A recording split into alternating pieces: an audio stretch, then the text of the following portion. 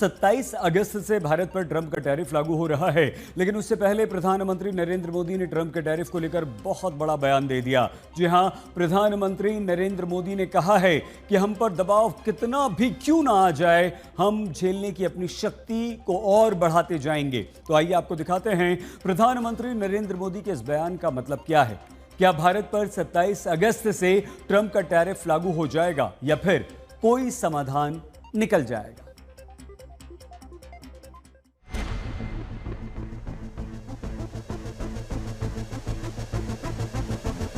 भारत पर Donald Trump का 50% tariff लागू होने में अब चंद घंटों का वक्त बचा है। ऐसे में पूरी दुनिया समेत संपूर्ण भारत की नजरें इसी बात पर टिकी, क्या 27 अगस्त से ट्रंप का टैरिफ लागू होगा? तो टैरिफ लागू होने से ठीक पहले पीएम मोदी ने अमेरिका के टैरिफ को लेकर सबसे बड़ा बयान दिया है। जी हां, पीएम मोदी ने दो टूक कह दिया है कि दबाव कितना ही क्यों ना आए, हम झेलने की अपनी ताकत बढ़ाते जाएंगे। मेरे छोटे छोटे दुकानदार भाई बहनों से कहूंगा, मेरे किसान भाइयों से कहूंगा, मेरे पशुपालक भाई बहन से कहूंगा, और मैं गांधी की धरती पे से बोल रहा हूं, मेरे देश के लघु उद्यमी हो, किसान हो, पशुपालक हो, हर किसी के लिए मैं आपको बार बार वादा करता हूं, मोदी के लिए आपके हित सर्वोपरि है।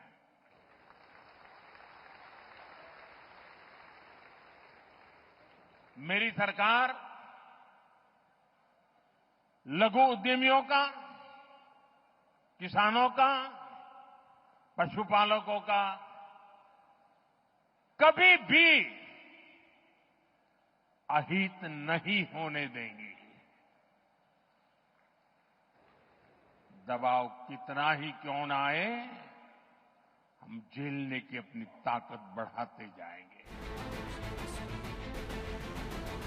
उधर भारत के विदेश मंत्री एस जयशंकर ने भी अमेरिका को सीधा संदेश दे दिया है। एक प्रोग्राम में एस जयशंकर ने अमेरिकी राष्ट्रपति डोनाल्ड ट्रंप को टैरिफ के मामले में साफ शब्दों में सुना दिया। उन्होंने कहा कि अब तक ऐसा कोई अमेरिकी राष्ट्रपति नहीं रहा जिसने विदेश नीति को वर्तमान राष्ट्रपति जितना सार्वजनिक रूप से चलाया। ये अपने आप में एक बदलाव है जो महज भारत तक सीमित नहीं है। विदेश मंत्री ने यह भी कहा कि राष्ट्रपति ट्रंप का दुनिया के साथ व्यवहार करने का तरीका एक बहुत बड़ा बदलाव है। हालांकि जयशंकर ने एक बात और कही कि टैरिफ को लेकर अमेरिका के साथ बातचीत अभी जारी है। आपको बता दें कि अमेरिका के उपराष्ट्रपति जेडी वांस ने भी खुलासा किया है कि ट्रंप ने भारत पर सिर्फ इसलिए टैरिफ लगाया ताकि वो रूस से तेल खरीदना बंद करे। अमेरिका की कोशिश है कि रूस की अर्थव्यवस्था को अस्थिर किया जाए ताकि वो यूक्रेन से युद्ध विराम पर राजी हो। अमेरिकी राष्ट्रपति ट्रंप किसी भी हाल में रूस और यूक्रेन युद्ध को रोकना चाहते हैं। ट्रंप एक बार पुतिन से मिल भी चुके हैं और ये कोशिश फेल हो चुकी है, लेकिन भारत की तरफ से इशारा क्लियर है, अगर टैरिफ लागू होता है तो उसकी तैयारी क्यों होगी।